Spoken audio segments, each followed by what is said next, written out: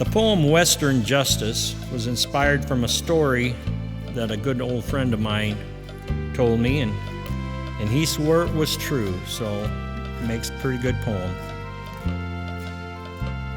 Now, I'm not a bum, but I rode my thumb when hitchhiking was commonplace. Of course, that was before all the criminals. Now you disappear without a trace. But the wanderlust bug had bitten me hard to leave Iowa farmlands behind and to explore this great country, America, to see what I could find.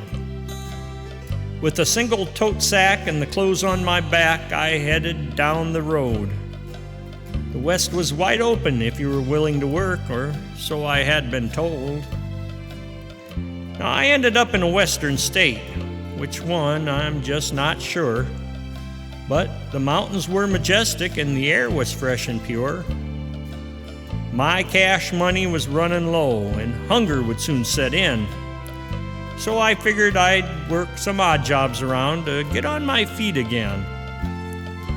I walked into this bar and grill where some ranchers had stopped for lunch. That line of hombres along the bar resembled the Wild Bunch. And they came in various sizes. Some were small and some were large. But they all looked tougher than nails when I asked them who was in charge. A stout man swung his stool around and sized me from head to toe. He gruffly said, "I'm the ramrod here. What do you want to know?" "I'm looking for some work to do to get back on my feet." "Where are you from?" he gruffly asked as he got down off his seat. "Iowa, sir," I proudly said, "and I'll work an honest day. I just need some cash to get ahead, and then I'll be on my way." "Why, this is cattle country. We don't raise pigs," he said with a voice of scorn. "Why don't you go on back to Iowa, boy, and raise your Iowa corn?" I turned to leave, but I noticed the cook was scrubbing the hardwood floor, and he had a harmonica in the pocket of the apron that he wore. I pulled out mine and played a tune. I'm sure that'd catch his ear. "By gosh, you play pretty darn good. Suppose I could use some help around here. You can wash the dishes and clean the place through the working day, and you're welcome to bunk out and back if you think that that's okay." All went well as we scrubbed the floors and the dishes and the pans, and in a few days I'd have enough cash to continue on with my plans. Then that night the ranchers returned to try to recruit the cook. They were laced with sidearms and rifles and a rope that somebody took. They looked my way and waved me over. "We're getting some justice tonight. Why don't you ride along with us and see Western justice done right?" We crowded into the pickup trucks and they drove to a rundown shack. They pounded on the door and yelled, "Charlie, come out, and we don't want no flack." It seemed Charlie was this town's bully and was always into crime, but his uncle was the justice of the peace, so Charlie never saw no time. Charlie had brutalized their town long enough. He was a dirty, no-good punk. Of course, he was only mean when he drank, but then Charlie was always drunk.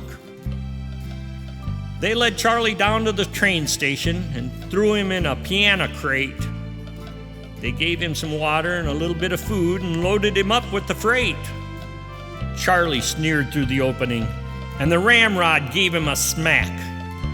"Now, Charlie, we're sending you somewhere out east, and you ain't coming back. The conductor knows what's going on. We told him what this is about. And when you get somewhere a long way from here, he'll come and let you out. But don't get the idea of coming back. Get that thought out of your head. 'Cause if you do, I promise you we'll hang you till you're dead. You hear me, Charlie? We're not kidding around. We mean just what we say. And if you have a clue what's good for you, you'd better stay away." They waved to the conductor and the train moved along with its bearings headed east. with Charlie nailed in that piano crate, caged like a wild beast. And everyone breathed a little easier when they had finally finished the job. Why, I never thought that I'd be part of a vigilante mob.